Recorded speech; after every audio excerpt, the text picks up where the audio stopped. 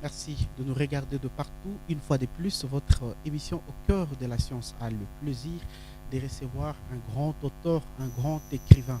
De lui, nous connaissons plusieurs œuvres, notamment La cigale qui chante. Nous connaissons de lui aussi Rose et Spleen.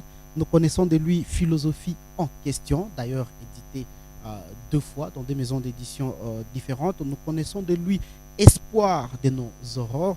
De lui, nous connaissons aussi Lobiko, c'est-à-dire Chant pour mon pays. Nous connaissons de lui aussi Anthologie des biographies et œuvres de philosophie. Nous connaissons de lui Kipele, donc l'inattendu bonheur de mes jours. Il s'appelle tout simplement Isaac Kyungu Banza Lessa, notre invité. Soyez le bienvenu. Merci, bonjour Monsieur Marcus. Vous êtes directeur des éditions à Heptad Éditions à Lumbashi. Pas pour toutes ces œuvres que vous êtes ici. Vous êtes ici pour 6 mois peut-être. Oui. Et c'est pratiquement un roman dont le vernissage est prévu pour d'ici là 2 jours. Nous allons y en parler, mais d'abord revenons sur le roman lui-même, cher Isaac. C'est un roman dans lequel on a affaire à un moment ultime de la vie où on doit capitaliser justement les merveilles qui nous restent à vivre par rapport à la vie. Et c'est l'histoire des Anne et de Hereford. Eh bien, c'est l'histoire d'abord des. J'ai voulu mettre en scène la résilience, jusqu'où pouvait aller la patience d'une femme. Ouais. Mais j'ai aussi, parce que il y a une phrase qui me revient souvent, c'est que nous commettons tous des erreurs. La première, c'est de l'avoir commise. Et la deuxième, c'est de ne pas laisser du temps à celui qui veut réparer son erreur, de la réparer. Alors, si moi peut-être, c'était cette mise en scène-là que j'ai voulu aborder, c'est que il y a Anne qui a subi des violences conjugales pendant plus ou moins 50 ans de vie commune, 6 mois à vivre où Hereford lui promet d'échanger. Elle ne pouvait pas commettre cette erreur-là, de ne pas lui laisser le temps. Elle lui a laissé le temps, c'est pour dire combien les femmes peuvent être résilientes, combien les femmes peuvent être toujours aimantes. Donc il faut toujours laisser le temps pour que la personne puisse revenir sur son erreur. Non, c'est pas toujours laisser le temps, mais dans des circonstances, oui, il faut toujours laisser, il faut quand même essayer toujours de laisser du temps à la personne de réparer ses erreurs. Ça, les gens le méritent bien. La peur, c'est qu'on ne peut pas se faire poignarder 2 fois dans les dos. On peut pas se faire poignarder 2 fois dans le dos, oui, mais c'est que moi je voulais me démontrer par là, c'est que même si elle a subi des violences conjugales, elle a essayé de se reconstruire, mais je n'ai pas voulu mettre en scène une histoire où la violence conjugale doit toujours se solder sur la séparation de deux personnes. Les gens peuvent changer, les gens peuvent être de monstres, ils finiront peut-être par changer, mais si on leur laisse en moins un minimum de temps. C'est tout ce que je voulais souligner par là. Et vous êtes allé dans une sorte de localisation qui n'est toujours pas facile pour les romanciers qui aiment toujours nous laisser dans les fictifs, dans les romans. Certains endroits sont facilement localisables. Vous avez fait ce choix-là. Oui, les choix, c'est par rapport à l'auteur. C'est au lecteur aussi de prendre sa localisation. Moi, je peux subir, en tant que femme peut-être, je peux subir les violences conjugales à Lubumbashi.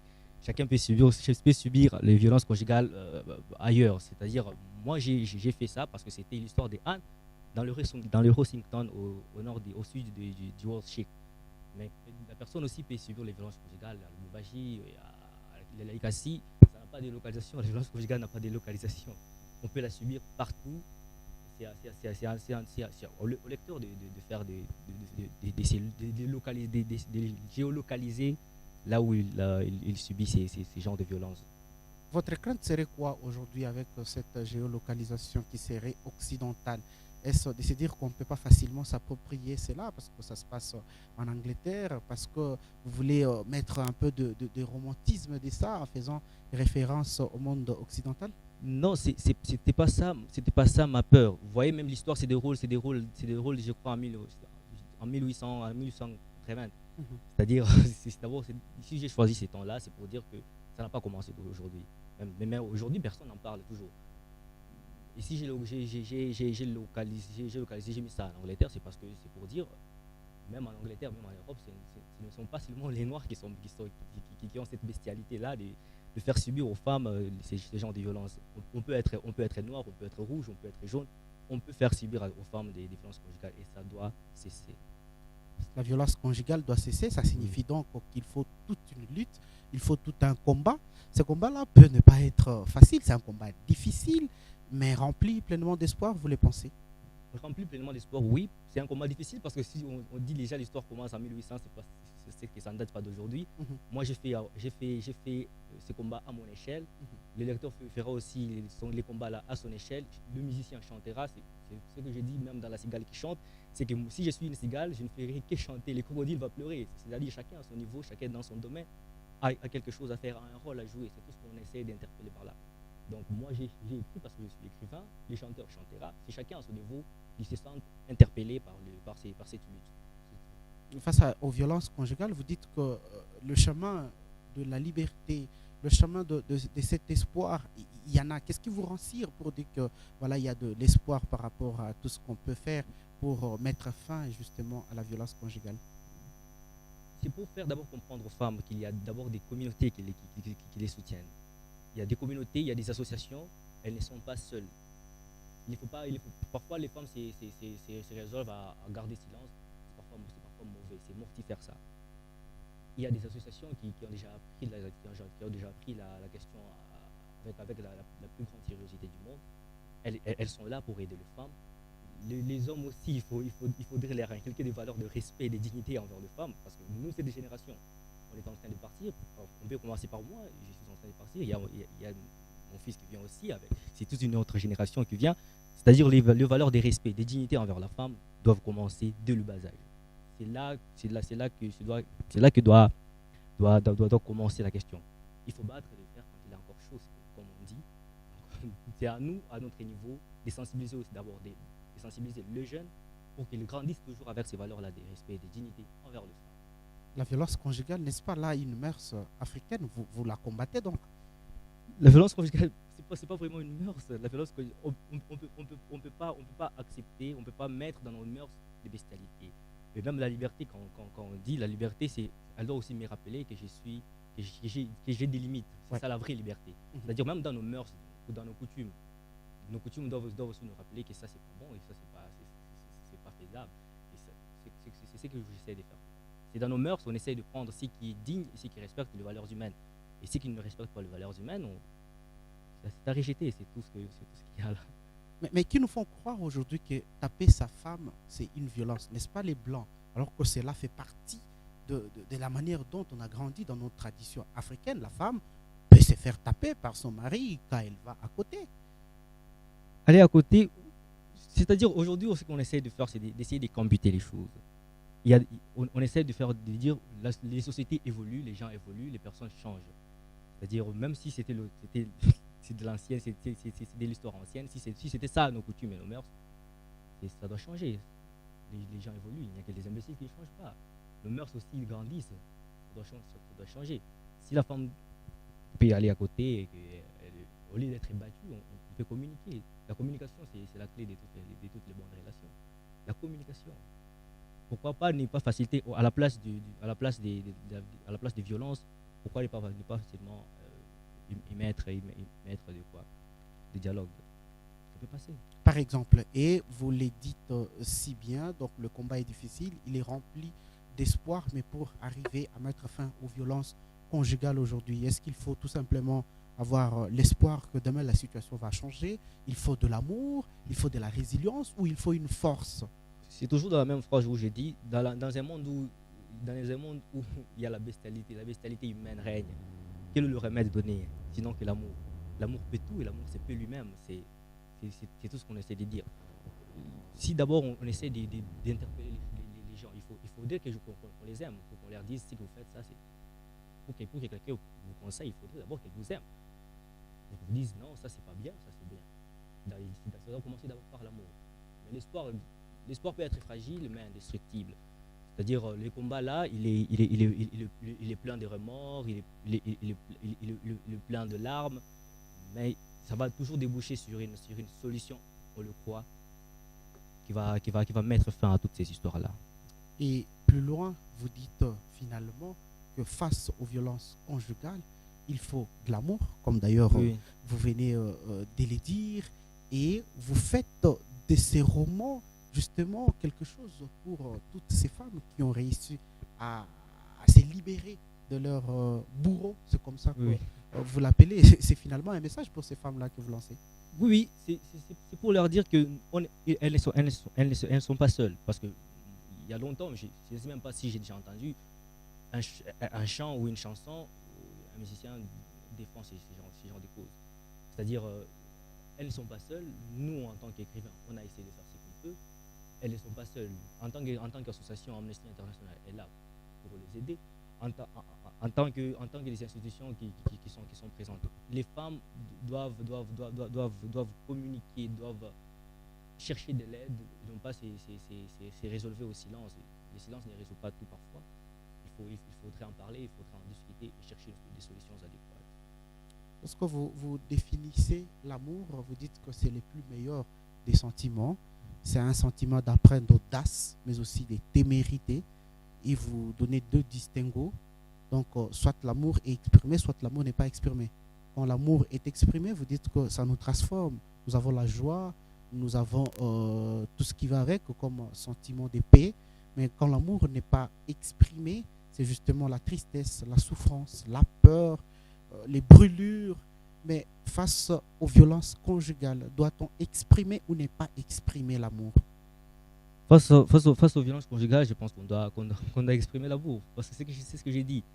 Alors, si Anne est partie et qu'elle a décidé de revenir, c'était d'abord grâce à l'amour. À tort ou à raison, mais c'était grâce à l'amour. Parce que si elle ne l'aimait pas, elle ne pouvait pas croire qu'Airfort pouvait changer. C'est parce qu'elle a cru en elle, et en lui plutôt, c'est parce qu'elle a cru en lui, parce qu'elle savait que malgré cette bestialité qui s'élevait jusqu'à son pic, il finirait par changer. Et son amour lui a donné raison. Il a changé, mais pour si peu de temps, malheureusement. Et lorsque vous parlez de la violence conjugale dans 6 mois peut-être, pourquoi vous faites trop allusion toujours aux femmes? Est-ce que les hommes aussi ne subissent pas des violences conjugales et vous n'en parlez pas trop? Non, les hommes subissent des violences. Ils subissent, mais c'est pas, pas sur la même longueur d'onde avec les femmes. L'écart est immense pour qu'on se focalise un peu plus sur la question. Les hommes subissent des violences conjugales, ça on va pas le nier, mais les femmes, elles en subissent un peu plus trop et la question devient un peu plus sérieuse. Parce que ce sont les femmes, elles sont toujours victimes, elles sont toujours vulnérables. Les hommes de même. C'est pas toujours, elles sont toujours victimes, elles sont toujours vulnérables, mais c'est pour dire que la femme est un être, je ne sais pas si je peux le dire comme ça, créé faible. Ce sont des êtres à protéger et non pas à faire subir ce qu'on leur fait subir. On leur fait subir parfois. Mais c'est que la question, c'est que il est question c'est seulement d'interpeller. C'est question de chercher à trouver un terrain d'entente sur la question. C'est pas parce qu'on défend les femmes être victimes de violences conjugales qu'on dit qu'elles peuvent faire subir aux hommes ces genres de violences. Non. Ici, à gauche ou à droite, si la flèche part chez la femme ou si la flèche rentre chez l'homme, la violence conjugale chez la femme ou chez l'homme, c'est à bannir, c'est tout. Qu'elle soit faite sûrement sur les gens. Aujourd'hui, on défend les droits des animaux. Aujourd'hui, les gens se sensibilisent pour défendre les droits des animaux. Les animaux n'ont plus aussi droit à de maltraitance. Mais comment on peut accepter que les femmes, elles, fassent subir ces genres de choses aux hommes? C'est-à-dire la violence conjugale, quel que soit à qui en est victime, elle est toujours à bannir. Le livre sort donc d'ici 2 jours, le 27 de ces mois, le 27 juillet. Mais c'est déjà quoi son acceptation par rapport à la thématique qu'il est allé aborder, ces livres? 6 mois, peut-être pour parler des violences conjugales. Je ne sais pas, je ne sais pas si j'ai bien compris la question, mais si j'ai pu dire par cela, son acceptation par rapport au public, c'était ça la question. Son acceptation par rapport au public, c'est que ça promet déjà. Ça promet parce que vous savez, les femmes sont là. Si on parle un peu d'elles, elles se sentent concernées et elles s'impliquent. C'est-à-dire, je crois que le livre est déjà sur des bons rails. Et on va voir ce que ça va donner. Parce que moi, j'ai toujours joué mes cartes comme si elles étaient les dernières. Et c'est au destin de faire le miracle. Moi, je ne saurais dire autant sur la question, mais ça promet. Puisqu'on on a ouvert les précommandes avant-hier, il y a déjà des résultats. On va voir on va voir ce que ça va donner. Nous allons assister à tout un état de critiques littéraires qui vous sont déjà presque parvenus à ces stades. Pas encore, parce que à ce stade, personne n'a encore lu les livres.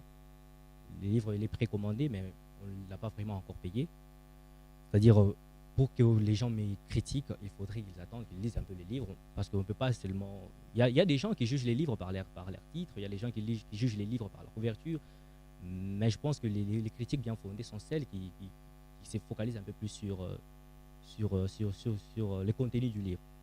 Jusqu'à là, je n'ai pas encore eu de retour par rapport à ça, mais je pense que je suis prêt à tout. Je ne suis pas parfait, ça je ne l'ai jamais admis, je ne suis pas parfait. Si je peux remettre quelques petites fautes, je peux peut-être m'égarer, ça fait de moi humain, ça va. Les critiques vont m'aider à m'améliorer, c'est tout ce qu'on... D'ailleurs, je préfère les critiques négatives que positives parce que je sais qui je suis, je sais ce que je fais. Les critiques négatives me permettent d'avancer. C'est d'ailleurs ça une question qui devrait justement surgir. Quelles sont les critiques que vous accepterez facilement par rapport à ces livres? Toutes les critiques négatives sont les bienvenues. Moi, je suis là, c'est au lecteur de lire, de me dire c'est ce qu'il pense comme critique. Moi, je vais accepter, je vais m'améliorer. On évolue au fil des temps. Vous écrivez sur la violence conjugale dans un milieu africain. Pensez-vous que cela est d'actualité? Pensez-vous que cela va plaire au public aujourd'hui, parler de la violence conjugale? Pourquoi se rabattre sur la victimisation de la femme? C'est forcément la question. C'est parce que cela n'est pas vraiment d'actualité ici que c'est mortifère. C'est parce que les gens n'en parlent pas aujourd'hui que ces femmes-là, toutes les femmes congolaises aujourd'hui, subissent ces genres des choses. Si les gens en avaient parlé et si les gens avaient dit non, que ça cesse, aujourd'hui on n'aurait pas écrit ces livres. On l'écrit parce que on pense que la question n'est pas d'actualité. Il faut la raviver, il faut la rallumer. C'est pourquoi on l'écrit. Alors s'il y a des critiques, elles sont les bienvenues. Moi, je suis là. La violence conjugale, c'est un Occident, vous le dites si bien. Lorsque vous écrivez sur ça, est-ce que ce n'est pas une manière de nous ramener la culture occidentale en Afrique et vouloir uniformiser notre tradition et notre culture, nos mœurs? Non, la violence conjugale la violence conjugale touche tous les humains, tous les êtres humains. Tous les êtres humains, malgré aujourd'hui, même si avant d'écrire les livres, je suis allé, j'ai été voir les statistiques. Malheureusement, elles ne sont pas disponibles. C'est ce qui est déjà grave. Il n'y a pas de statistiques qu'on dise en France, 80% des femmes sont victimes de violences conjugales, des chiffres un peu sûrs. Non. Mais on sait tous que ce soit pour les femmes rurales, que ce soit pour des femmes émancipées de manière professionnelle, physique, toutes les femmes subissent des violences conjugales. Chacun à son niveau. Les violences conjugales peuvent être physiques, les violences conjugales peuvent être économiques, mais elles subissent les violences conjugales. C'est une question à prendre au sérieux. C'est la sensibilisation qui est là. Ce n'est pas ramener la culture, non, c'est que nous sommes les autres humains, nous, on a des coutumes, mais dans nos coutumes, dans nos mœurs, on essaie de banaliser, on essaie de bannir plutôt cette question-là. La violence conjugale ou les violences conjugales ne sont pas acceptées, ne sont plus à tolérer. Qu'est-ce qu'il faut aujourd'hui en termes concrets, vous qui vous lancez déjà sur ce chemin-là, d'arriver jusqu'à bannir les violences conjugales? Qu'est-ce qu'il faut? Est-ce qu'il faut se limiter à vous, par exemple, aujourd'hui, auteur et écrivain, vous faites quelque chose dans une culture où on n'est pas habitué à la lecture, ou soit il faut aller plus loin? C'est ce que je dis. Il faut que ça commence déjà dès le bas âge. Par exemple, aujourd'hui, on a mis le terme, on a vu que la question sur l'écologie était très importante. Ouais. On a essayé de mettre les cours d'écologie aux études secondaires. Pourquoi ne pas mettre ces gens l'éducation à la vie, par exemple, on essaie d'interpeller sur la question. Déjà, les enfants grandissent déjà avec cette même idée que la violence conjugale, elle est à combattre. Pourquoi ne pas commencer par là? Dès le bas âge, on essaie d'interpeller les jeunes et ça doit cesser. Ça peut commencer par là. Et les autres aussi peuvent faire ce qu'ils peuvent faire. Aujourd'hui, les 18 mai, on a produit un concert à Opemba. C'était sur la question. Donc, à chacun à son niveau, chacun à son échelle, a un rôle à jouer. Journaliste, vous pouvez faire passer le message. Et dessinateur, vous pouvez faire des caricatures sur la société qui essaie de tolérer cette violence conjugale. Et en tant que ministre de l'Éducation, il peut aussi nous aider, comme il l'a fait avec l'écologie, de mettre ces cours-là au niveau du secondaire. Aider aussi nos jeunes à grandir toujours avec ce même esprit-là, de dire que non, la violence conjugale, c'est une question sérieuse qui doit cesser, c'est une question à bannir.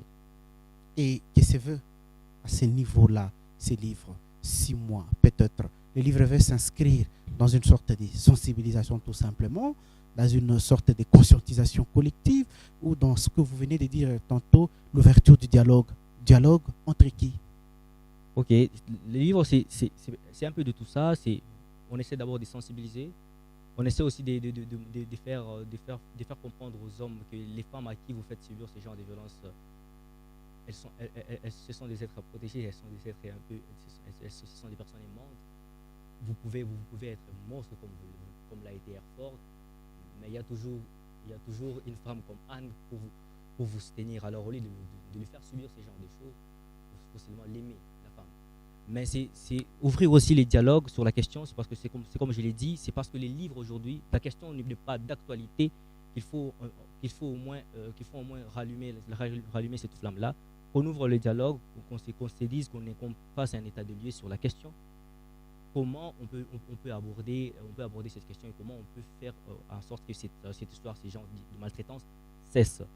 C'est ça. C'est l'histoire de résilience, c'est l'histoire de force, c'est l'histoire, c'est jusqu'où peut aller, combien il peut s'agrandir le cœur d'une femme, mais c'est enfin une histoire d'amour. Merci beaucoup. Nous parlons justement maintenant de cette sortie du livre pour ce 27 juillet. Pour ce 27 juillet, les livres prévus, la sortie est prévue pour ce 27 à Waza, initialement à Waza. On essaie de voir, c'est que, comme je l'ai dit, c'est que ça va donner. Nous, on a fait notre part, on a fait notre part de choses. C'est au livre maintenant de nous dire si le travail a été bien fait ou pas. Nous, on a écrit, on a sensibilisé, c'est au lecteur de voir, mais c'est pas seulement de lire les livres doivent nous transformer. C'est ça l'objectif un peu quand on écrit, on essaie de transmettre. Un écrivain, c'est celui qui croit à la transmission. Et si on transmet, c'est pour que c'est ce qu'on a transmis essaie un peu d'échanger. Plus les hommes changent, plus les sociétés changent. On veut un peu une société un peu plus humaine. C'est ça la plus grande lutte. Des sociétés un peu plus humaines. Sortie, vernissage et vente. Non, les ventes, les précommandes sont déjà ouvertes. Les livres déjà sur les plateformes de paiement en ligne, Amazon, Adlibris, Saxo, Bookmundo, Len. Ça se vend déjà, ça se précommande déjà. Le 27, on sera là à Waza, on va voir on va aussi vernir, on va aussi vendre pour les publics qui seront présents, parce que les Congolais aussi ne sont pas habitués à ce genre d'achat en ligne. Il faudrait qu'on achemine au moins quelques exemplaires pour les publics qui sera là pour suivre les livres. On va voir ce que ça va donner. Merci beaucoup. Le livre est édité chez Eptad Éditions, donc une maison d'édition locale à Lubumbashi, où Isaac Kyungu Banzales est son auteur et d'ailleurs les directeurs d'édition. Merci d'avoir accepté notre invitation. Merci, M. Marcus. Merci de nous avoir aussi regardés. Au revoir.